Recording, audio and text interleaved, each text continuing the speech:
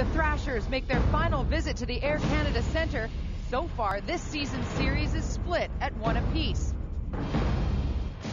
Center stage this night is Curtis Joseph, as he gets the nod for the home team. Over the course of his career, the netminder has worked his way to the top and endeared himself to Toronto fans. He can do more of that with a win tonight, his first of the season. It would see him become only the 4th goaltender of all time to reach the illustrious 450 win plateau. Can Cujo do it?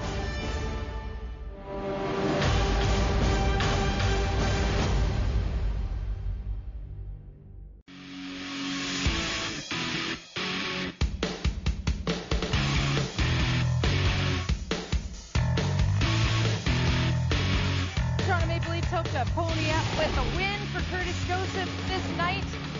These guys will try and put a stop to that. The Atlanta Thrashers in town at the Air Canada Centre, as mentioned, their last visit to this building this season.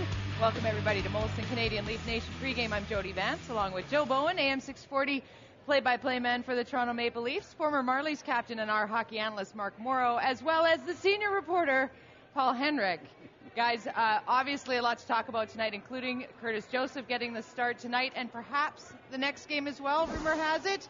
But the big story has to be how this team truly needs to get into the win column, and that tops our headlines brought to you by Ford, powered by you. Paul? Jody, headline number 1, the Leafs are due for a W. Not only they, but goaltender Curtis Joseph as well. Headline number 2, solving struggles in their own end. They have not played well defensively as of late. Headline number 3, more than a little problem, the pride of the Barrie Colts. Brian Little is a big-time talent. And, Joe, we look back over the course of the first 3 weeks of December, things going swimmingly well for the Leafs, not only defensively, specifically offensively. All of a sudden the wheels have come on and might be an inability to crash the net and be successful there. Well, one thing that has happened, and you can see by this graphic, is that they've not scored very many goals. And that is the situation since their 6-2 win in Atlanta. They've scored just 4 times, and they have got to find some way to get some action going in front of the net. And what they have been doing when they've been successful is getting pucks deep, making sure that they got people going to the net, and making sure they get lots of shots at the net. And that's something that has been very successful. Now, it's been kind of wavering, and it's been a little bit like a roller coaster, but they've got to get some of those lines going. And I think the Grabowski line has really got to get going, too. But I will tell you one thing tonight. I am really pulling awful hard for this guy. I mean, he has been one of my favorites in a Leaf uniform from the time that he arrived here until he left. And now just a win away from 450 victories.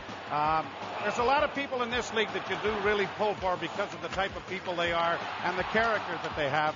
I'm pulling awful hard for this guy tonight. And the amazing thing is, he's only 1 win away, as we see it here on this board, for number 450. Atlanta, as a franchise, only have 250 wins total. So that just puts things in perspective. But the amazing thing, too, is that we've been hoping for this win all year. Nobody thought it would take nearly this long for him to come around and get it. And it's been his first start in over a month now. We're really hoping that this time he could kind of put it all together, because of all the Leaf fans, young and old, they all remember the old Curtis Joseph and what he did for this franchise. Now for him to come back and get that number 450 in a Leaf uniform that'd be something special. Oh, it would be. Headline number 2, guys, will be a better improved play as far as the Leafs are concerned defensively. Now, they've given up 29 goals over the course of their last 6 games. And, Joe, we had a good look at what happened in Washington just the other night. Neutral zone gaffes and, of course, bad play in front of their goaltender, and Washington capitalized. Well, and when your offense is not scoring goals, all of a sudden these gaps, and this was a pass that Thomas Carverley thought that Sabina was available, but he was not. So when you aren't scoring, then all of the defensive gaffes end up becoming that much more paramount, and especially when they end up in the back of your net. I mean, let's be realistic. The Leafs have to get better goaltending, whether it's from Vesa Toskala or from Curtis Joseph. They have to have a save percentage up above 9 to be successful in this league. They've got to play better in their own end. Consequently, they've got to stop giving the puck away. And really, the turnovers at either blue line is putting a lot of pressure on the defense. So they've got to start moving the puck a little more crisply. They've got to get some help from their forwards. They've got to get better goaltending. Pretty simple formula to win, isn't it? And to add that real quickly, when you're not scoring goals, 2 things start to happen. You start to lose confidence, and as a result, you just quickly give the puck away. You don't want to hang on to it. You want to give it to somebody else. Or you start trying to do things, make the big fancy play. You start trying to make that hard play every time. And that's just a bad recipe. It's a recipe for disaster, and that's what's happened to the Leafs over the last little bit, is All of a sudden, they've run cold on the offense, so now we're going to try and make the spectacular plays every time, and it's simply backfiring and turning around, becoming defensive gaffes, a lot of them ending up in their own net. Well, despite the fact that Ilya Kovalchuk has not scored a goal in the last 8 games consecutively, that is a big surprise. This Atlanta team is very much capable of putting the puck in the net. Head coach Ron Wilson looks at tonight's challenge this way. We have to play better defensively, and you know, particularly here, I thought the game in Atlanta, we pretty much controlled that. But here, I thought we outplayed them, but they capitalized on all their scoring chances. And we have to, you know, limit the damage that Kovalchuk can wreak upon you. You have to know where he is, have the right people on the ice, and take away his time and space. It's not unlike trying to shut down Ovechkin. Ovechkin right now is a little bit, he's got a better surrounding cast, so you're always worried about if it's not Ovechkin, it's Backstrom or one of the other threats they have. But these guys, you've got to make sure you know where Kovalchuk is all the time. Well, it's interesting as we look at what Kovalchuk can do. Yes. We've heard it pronounced so many different ways. You know what? That's probably the correct way to pronounce it, but Kovalchuk has become the Americanized and whatever, so either way, the Leafs are just hoping his name isn't mentioned too often unless it's going to the box. Let's talk about headline number 3.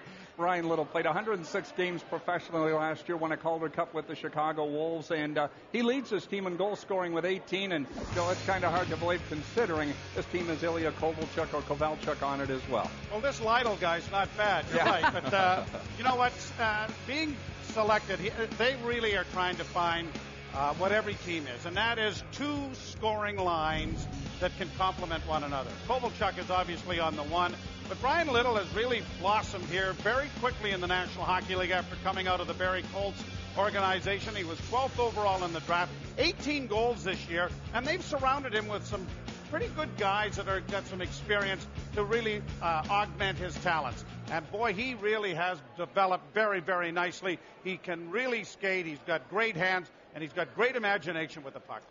Vyacheslav Kozlov will play on his wing. He has 7 assists in the last 3 games for the Atlanta Thrashers, and obviously appreciates the talents that the sophomore Brian Little brings to the ice.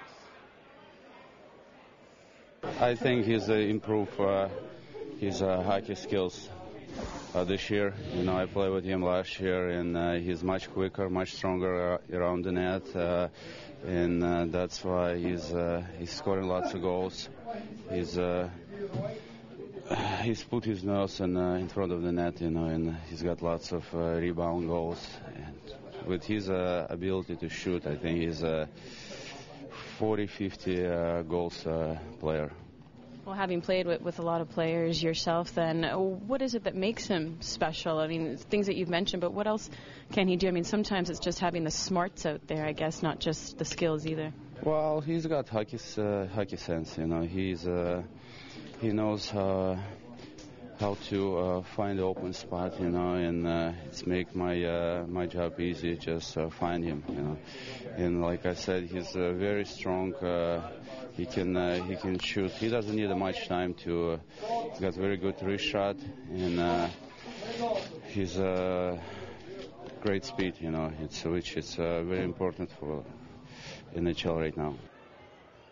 Well, if you hear all the compliments there thrown to him, another aspect for his emergence this year, I think, is John Anderson as his coach. He played for John Anderson last year when he was sent down to the minors in the second half of the season after he seemed to have lost his confidence at the National Hockey League level, and that's something you don't want a young player to do. But under John Anderson, they went on to win the Calder Cup, and he's talked a lot of this year about feeling more comfortable, knowing the coach, knowing his systems, and knowing what's expected of him, and we're seeing the results of that on the ice. Had an opportunity to sit down with Brian a little earlier today, and we'll be sharing that interview with you just a little later on in the program. And he does share a couple of the secrets to his success. He was one of those players who people said wouldn't make it in the NHL. Well, he's obviously doing quite well. Joe Bowen, thank you for this. We're going to send you upstairs. AM 640 Toronto Radio. He'll be doing play-by-play tonight. Thanks for joining us down here. My pleasure. We're going to take a quick break here on Molson Canadian Leaf Nation Pregame. Put on your goggles. They're playing soccer. We're back right after this with more live from Leaf Nation HQ.